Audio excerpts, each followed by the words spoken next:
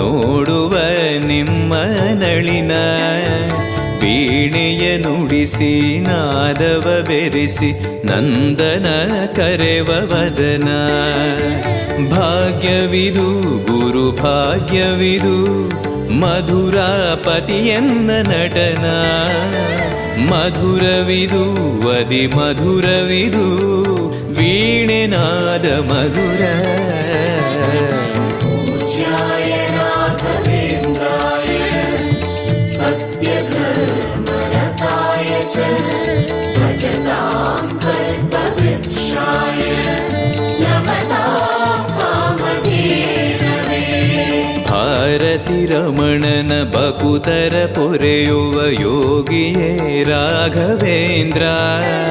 ಸಾರಥಿ ಕೃಷ್ಣನ ಸಾರಿದ ಸಜ್ಜನ ಹೊಂದುವ ಜ್ಞಾನ ಸಾಂದ್ರ.